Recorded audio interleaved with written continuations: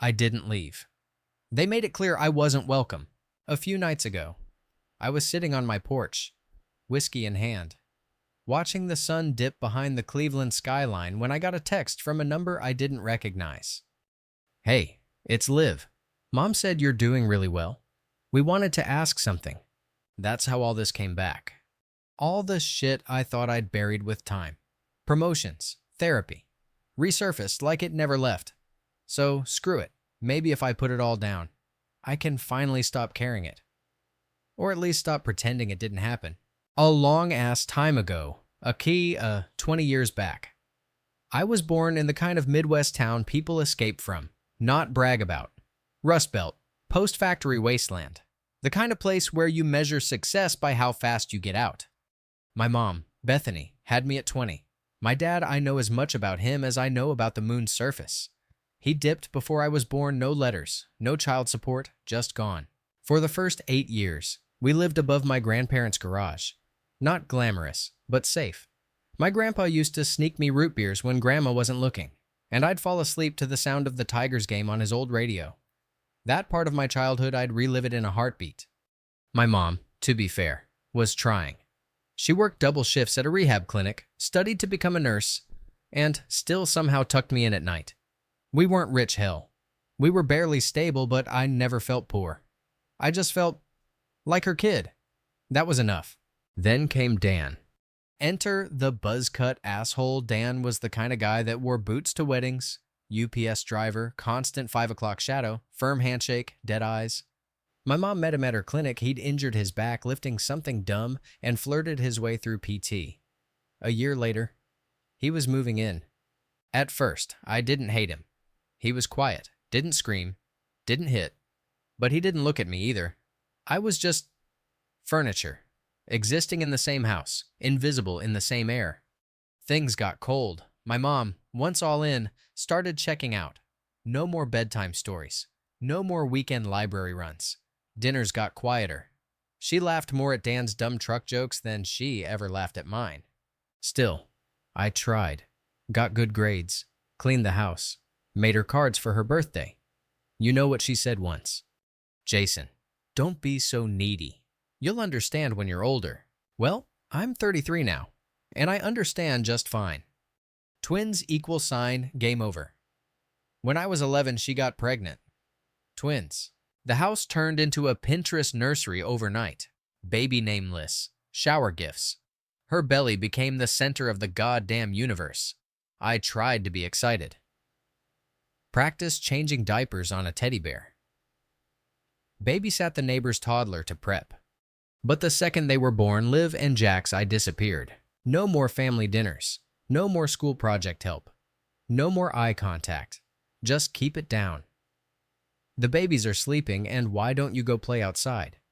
I wasn't jealous of the babies. I was pissed at how fast I became a ghost in my own home.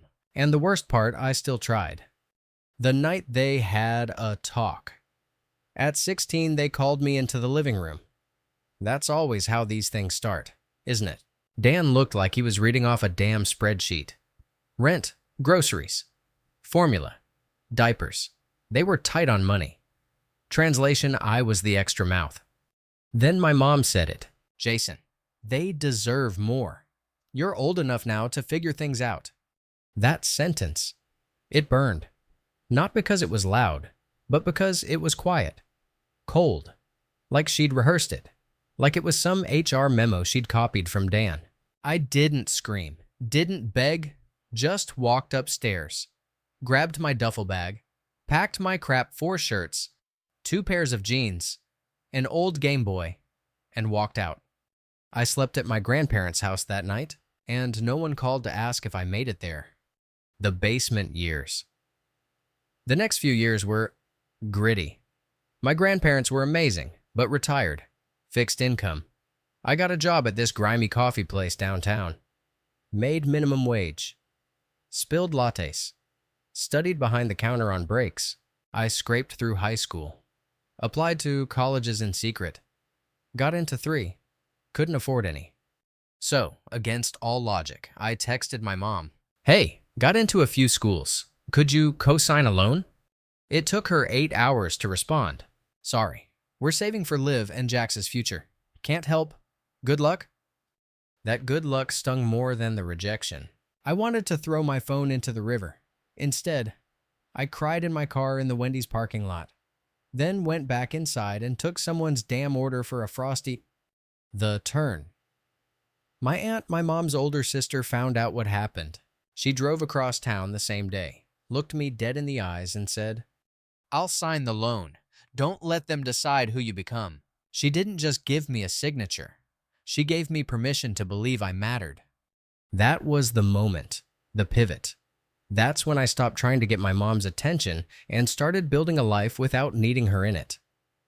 College wasn't some magical escape. It was war in slow motion. I went in thinking it'd be like the movie's Fresh Start. People who'd get me, nights filled with late-night ramen and laughter. Instead, it was 5 a.m., shifts at a 24-hour diner, tutoring rich kids in coding just to make rent, and falling asleep with my laptop open on the goddamn floor. I worked like someone was chasing me, because in a way, they were not physically. But that's shame. That feeling like I'd been left behind on purpose, that's a hell of a motivator, and it followed me everywhere. I didn't party, I didn't date much, I didn't do spring break. I stayed sober and sharp because failure wasn't an option. If I flopped, there was no safety net, just gravity. The student loan debt was brutal, but I managed it. My aunt checked in monthly, never overbearing, just always there, one text at a time. She became my real family. She never once asked for anything back. Not money, not favors, just wanted me to make it. Meanwhile, my mom, total silence. Not even a damn happy birthday. I could have been dead for all she cared. Or maybe she just assumed I was someone else's problem now. Either way, she didn't check. Then came graduation. I wore that robe like armor. My aunt sat front row, crying. When they called my name, she clapped so loud, I swear the dude next to her flinched. No invite for Bethany. Not even a heads up. She didn't earn a seat in that room. You don't get to miss my storm and show up for my rainbow. After college, I landed a job at a small but scrappy startup. Software firm. Nothing flashy cheap furniture. One Keurig machine that hissed more than brewed, but they let me build real stuff. I moved to Columbus. Got a one-bedroom that smelled like drywall and determination. Ate canned soup for months. Took freelance gigs at night. Built websites for small businesses. Sometimes just for tips and leftover food. Every week. I called my aunt. Every call ended with the same words. "You're doing great, baby. Just keep going. Don't look back." And I didn't. Years passed. Promotions came. One after another. I climbed without shortcuts. Without nepotism. Without a damn ounce of help from the woman who birthed me. By 29, I was leading a team. By 31, I was department head. By 33, upper management. 6 figures, stock options, a corner office with a view that made my past feel like fiction. And I never posted about it. Never bragged. I didn't want them to know. I didn't need the drama. But family talks, and my aunt, God bless her, she slipped up. At a cookout last summer, she mentioned my promotion to one of my cousins. Guess who that info boomeranged back to? Yeah, Bethany. 3 days later, I got a knock at the door. I looked through the peephole. Froze. Dan and Bethany, standing there like it was normal. I opened the door halfway. Didn't invite them in. Just said, "What's this?" Dan didn't miss a beat. Pushed past me like I wasn't even there. "We need to talk." Bethany followed him in like she'd been here a million times. Like she hadn't ignored me for a decade. "We heard about your promotion," she said with this fake-ass smile. "We're really proud of you." Proud now. Dan cleared his throat. Got down to business like it was some damn boardroom. Liv and Jax got into college, Stanford and NYU, but, well, it's expensive. You know how it is. I didn't say a word, just waited for the punchline. "We were hoping you could help cover tuition."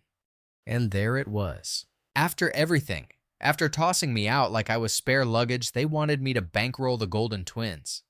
I laughed. Not the polite kind. The WTF is happening right now kind. "You serious?" I said. Dan frowned. You're doing well. You don't have kids. It's not like it'd break you. That hit me sideways. I wanted to scream, "Flip the damn table," but I stayed calm, too calm, maybe. Let me get this straight. You couldn't afford to feed me, but now you think I should pay for them to go live their dreams. Bethany cut in, voice sharp. Don't make this about the past. Jason, this is about family. That word, family. I saw red. You don't get to pull the family card after throwing me out. You made your choice. Dan stepped forward. Stop acting like you're some victim. You turned out fine. That right there, that broke something. No, I turned out fine because I busted my ass, because I suffered, because I worked jobs you can't spell just to survive. Don't sit here and act like you gave me anything but trauma. Bethany's face twisted. You're being dramatic. We did what we had to do. You should be grateful. Grateful. I walked to the door, opened it wide. Get the hell out of my house. Dan squared his jaw. This is how you repay your mother. She's not my mother. I said, she's a woman who raised 2 kids and threw one away. You both can go beg Stanford for a payment plan. Bethany stormed past me, muttering something about ungrateful brats and how I'd regret this. Maybe I will. But not today. That night. I sat on the couch staring at the ceiling, still shaking. Not from fear, from fury. From decades of swallowed rage finally boiling over. And guess what? They weren't done. A week later, I found out Bethany showed up at my office. My fucking job. Made a whole damn scene in the lobby, shouting about deadbeat sons and family betrayal. Security had to walk her out. HR gave me a heads up, asked if I needed a restraining order. I said yes. The next day, I filed it. That same night, I blocked her number, Dan's, even Liv and Jax's, just to be safe. It was nuclear. I didn't care. You don't burn bridges with gasoline, then complain about the smoke. So yeah, I filed that restraining order. I thought that would be it. I mean, what kind of person gets legally banned from seeing their own kid and still keeps trying? Turns out Bethany kind of person. 1 week later, I pulled into my driveway after a brutal day at work. Some contractor messed up a deployment, and I had to clean the digital mess with caffeine and contempt. I was ready for sweatpants and silence. Instead, I found her pacing in front of my house like she was rehearsing a TED Talk. I hadn't even stepped out of the car when she bolted toward me. You can't just ignore me. I didn't respond. I didn't even close the car door. Just stood there, holding my keys like a weapon I didn't want to use. We're family, she shouted. I sacrificed for you, and now you're abandoning us. I blinked at her. Actually blinked. Like maybe I'd misheard. Us, I asked. Lady, you abandoned me. At 16, with a backpack and no plan. She kept going like I hadn't said anything. Classic Bethany move. You think you're better than everyone now? Because you have a job and a fancy apartment. Oh my God. No, I said slowly. I think I'm not obligated to fund the future of people who cut me out of theirs. That didn't go over well. She started yelling louder, so loud the neighbors began peeking out through curtains. Some even stepped out onto their porches, awkwardly pretending to water plants at 9 p.m. He's a selfish little brat, she screamed, arms flailing.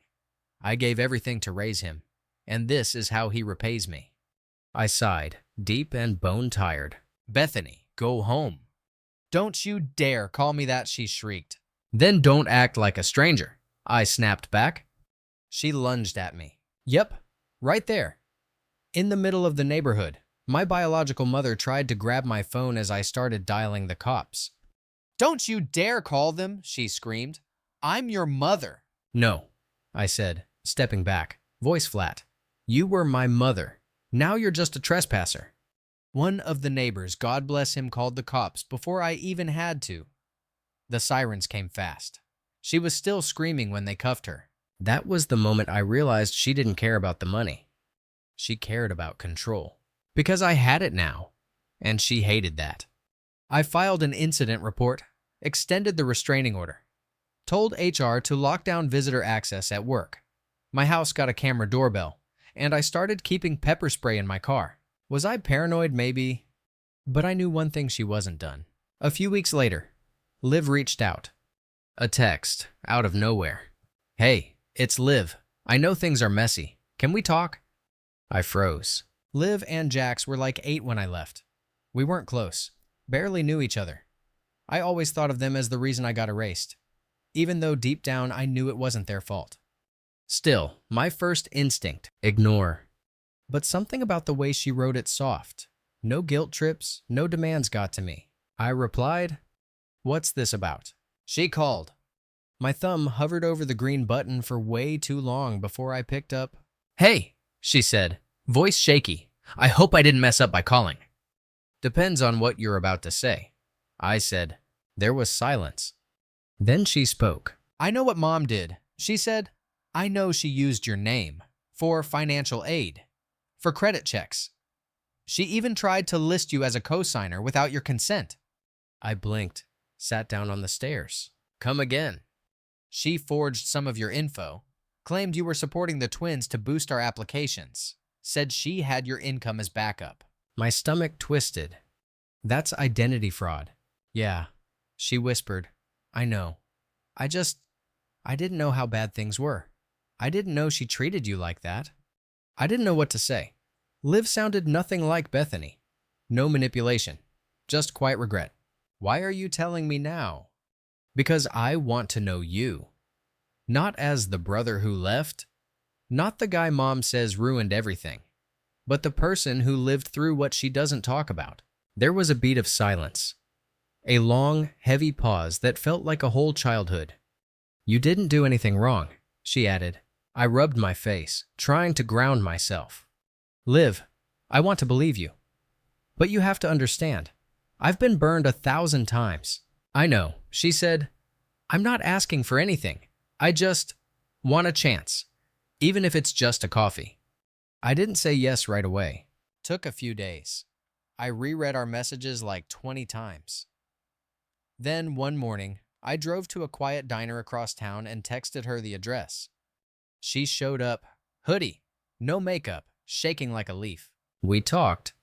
Turns out, she knew more than she let on. She'd seen the way Bethany would light up for Jax and dim down around anything that reminded her of me. She watched how my name was only ever used in past tense, usually followed by a sigh or a lie. But what got me? Liv said she always wondered why no one ever talked about me like a person, like I had a story. She wanted to know that story. So I told her. Everything. She cried. I didn't. I'd already cried enough. That night, she texted me again. "Thank you for not slamming the door." I didn't respond right away, but I stared at those words for a long time, because deep down, I wasn't mad at Liv. I was mad at how much she made me want to hope again. And hope's dangerous. But maybe, just maybe, she was worth the risk. A week after that coffee with Liv, I got an envelope in the mail. No return address, but I knew the handwriting. Slanted, heavy on the loops, Bethany's penmanship had always been a mix between fake elegance and teacher trying too hard. I almost tossed it in the trash. Almost. But something about it made me open it. Call it curiosity, or stupidity, or maybe just closure-seeking. Inside, a letter, 3 pages, front and back. It wasn't an apology, not really. It was a monologue, a defense, a manipulation wrapped in guilt sprinkles. "You don't understand how hard it was. Jason, you only ever saw one side. I had to make impossible choices. You were so difficult to raise alone." Dan stepped up. "I had to prioritize stability. The twins needed consistency. You were always angry, always intense. You never made things easy." I stopped reading halfway through page 2. What kind of mom writes, "You never made things easy" to a kid she kicked out at 16? The whole thing was just one big justification. She never once said she was sorry, just tried to explain away her decisions like I should nod and say, "Ah, well, now it makes sense, thanks for the trauma." Screw that. I didn't write back. But I did contact a lawyer. Because if what Liv said was true, if they used my info to boost financial aid packages, forged anything under my name, faked income documents, then this wasn't just personal anymore. It was legal, and I wasn't about to let it slide. Turns out, Liv was right. The lawyer pulled a few strings. Got access to some public FAFSA records that matched my identifiers, my SSN, my name, my work history. I didn't even co-sign anything. But the paperwork made it look like I was financially supporting both Liv and Jax. She basically built their entire college funding case on a foundation of stolen identity. And they got aid from it. Thousands. That pissed me off more than anything.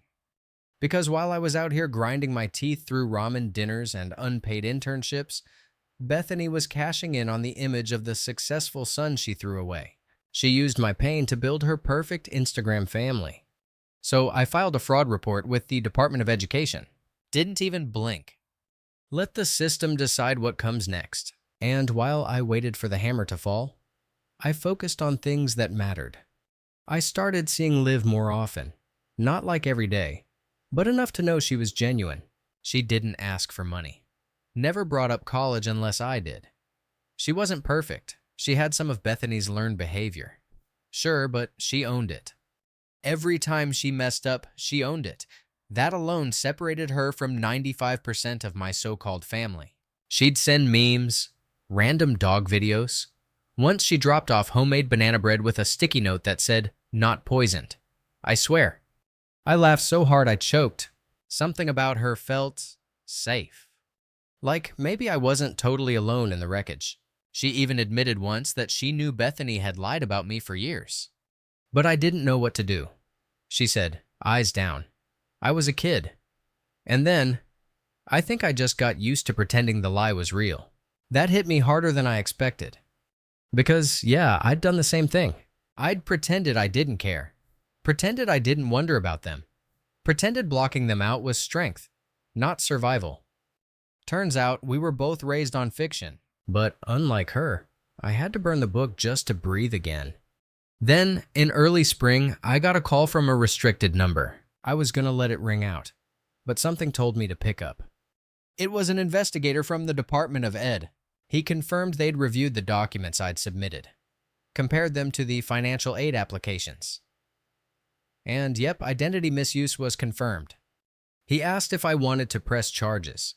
I paused. Because this was the moment. I could end her career.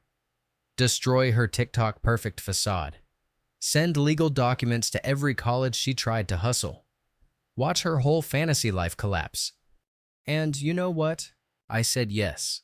But not because I wanted revenge. Because I wanted boundaries. Bethany had crossed them her whole life emotionally, physically, now financially. This wasn't about making her pay. It was about finally telling the world, no, you don't get to use me anymore. The fallout came fast. NYU flagged Jax's enrollment for documentation inconsistencies. Stanford froze Liv's financial aid pending review. Both schools reached out to me for formal statements. I complied fully. I was factual, polite, and cold. Bethany, on the other hand, she imploded. I didn't see it firsthand, obviously. But according to Liv, who kept me updated with brutal honesty, Bethany lost it. Screamed about betrayal, called me every name in the book, accused Liv of conspiring with me, tried to kick her out. "You're just like him," she screamed. "You think you're better than us." "No," Liv said calmly. "I think we were lucky he didn't press charges years ago." Then she left, packed her stuff, moved into her friend's dorm full-time, cut off contact. She chose truth over comfort. That meant more to me than I could ever say. A few weeks later, I took a long drive back to the old neighborhood. I didn't tell anyone, just parked outside the old house Bethany and Dan's place and sat there for a while. It looked smaller than I remembered, dingier. The porch had chipped paint. The grass was dead. One of the windows had cardboard taped up inside, and for a moment, I felt bad. Then I remembered that living in squalor isn't karma, it's just life. But you don't get to steal someone else's future to fund your own illusion of stability. I drove away. Didn't even honk. A month later, Liv texted. Stanford reinstated my aid. I filed a separate application with real info. Told them everything. They believed me. "Proud of you," I replied. "Thanks," she said. I'm trying to earn the right to be your sister. I stared at that message for a long time. And yeah, I cried a little. Not the ugly shaking kind. The kind where your body finally lets go of a weight you didn't realize you'd been carrying for 20 years. I didn't think she'd try again. Like, who keeps pushing after getting slapped with a restraining order and a fraud report? You'd think most people would take the hint and go ruin someone else's life. But not Bethany. Nah, she's the kind of person who doesn't stop until she's the victim in her own disaster movie. It started small again. Blocked numbers. Emails with vague subject lines like, "We need to talk and please consider the twins." Like it was still my job to save a family that threw me out with yesterday's trash. I ignored it. Then came the twist. Dan reached out. I hadn't heard from that stiff mannequin in years. The last time he spoke to me, he was basically saying I wasn't worth feeding. And now, he sent a Facebook message. Facebook, of all places. Classy. "Jason, I know we've had our differences, but I think we can agree this has gone too far." Gone too far. Oh, you mean me reporting you for breaking federal law? That's not differences. Dan, that's crime. Not a family disagreement over Thanksgiving side dishes. I didn't reply, but I did screenshot the message and send it to my lawyer. Because I've learned these people, they don't talk to reconnect. They talk to bait. And I wasn't biting. Around that time, work picked up hard. We were preparing for a massive systems migration. And as department head, I was deep in strategy meetings, tech audits, and late-night sessions with engineers trying to make sense of old code written by some dude in 2012 who apparently hated humanity. The chaos was good, though kept me focused, kept the Bethany crap on mute. Then, one afternoon, Liv texted, "Hey, I know this might sound crazy, but can I crash with you for a few days?" I paused mid-coffee sip. She wasn't the type to ask for stuff, ever. So, for her to text that something had to be up, I replied, "Everything okay?" She wrote back, "I'll explain when I get there. Can I?" I said yes without even thinking. And 30 minutes later, she showed up at my door with a duffel bag and eyes that looked like they hadn't slept in 2 days. Turns out Bethany had found out Liv talked to the Stanford board during their investigation. She flipped. Not just yelling, not just guilt-tripping. She trashed Liv's room, threw her laptop against the wall, said she ruined the family's name and sided with the enemy. Then she tried to call Stanford to take back her statement, only to get told that lying during a fraud inquiry could get her prosecuted. So she lashed out at Liv. Hard. "You're dead to me," she screamed. Liv packed her stuff and left that night. She'd been couch hopping for a few days before asking me, and I'm glad she did.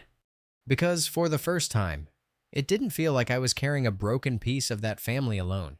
Now I had someone next to me, holding a matching shard. Living with Liv wasn't weird.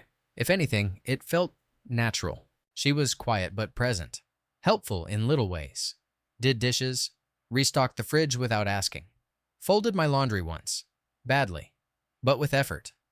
We'd sit on the couch and just exist. One night, I found her curled up watching Finding Nemo on her laptop, tears rolling down her face. I sat down beside her and asked, "You good?" She nodded. Just realizing how long I've been chasing people who never really wanted me. I didn't say anything, just sat there. Because I knew that feeling in my bones. The next week, I got a letter from the Department of Education again. Official notice case closed. Bethany had been permanently barred from submitting any financial documents on behalf of dependents. Stanford and NYU would handle internal policy consequences for the forged apps. That was it. No charges, no trial. But it was enough. Her fake empire collapsed. Her grip on everyone around her gone. She tried calling my aunt. Claimed I was turning Liv against her. Claimed she was the one being manipulated. My aunt didn't even answer. Just forwarded the voicemail to me with the caption "trash," as usual. We all stopped playing her game. And that's when Bethany did what narcissists do best: go public. She posted this long-ass sob story on Facebook, tagged distant relatives, said her son was abusing the legal system to punish his mother for doing her best. She used photos of me, baby pictures, old ones with captions like "all I ever did was love him." People commented with the usual surface-level sympathy. Stay strong. Kids these days don't appreciate struggle. I'm sure he'll come around. I wanted to reply. I wanted to say, she kicked me out when I was 16. Carol. But I didn't. Because at this point, anyone who bought that version of her never cared about the truth anyway. That summer, things shifted. Liv got a job on campus, started saving up for her own place. I helped her build a budget spreadsheet.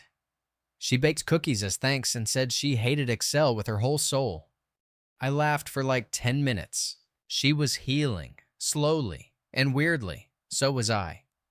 One night we ordered takeout and talked about what we wanted for the future. Not just dreams, but actual doable plans. I want to start a mentorship program. I said, for kids who age out of the system, or get kicked out like I did. Liv smiled. You'd be amazing at that. Yeah, well, they deserve someone better than Bethany. She snorted. We all do. Then came the final move. Bethany showed up to my grandparents' house. Just walked in during Sunday lunch like she hadn't been absent from my life for a decade. My grandpa, bless him, nearly dropped his fork. She started crying, talking about making amends. How life's too short. How she just wants her family back. I wasn't there, but my grandma told me exactly what happened. Jason's not your redemption arc, she said. Sharp as hell. You used up your chances. Get out. Bethany left in silence. And that was the last anyone heard from her. No more calls. No more letters. No more fake posts. Just gone. Liv moved into her own apartment 2 months later. Before she left, she said, I don't know what you expected when I texted you that day, but I'm glad you didn't block me. Same. I said, you're the only part of that house worth keeping. She hugged me tight. No words. And then she was gone. But this time, it wasn't abandonment. It was growth. Real, messy, earned as hell growth.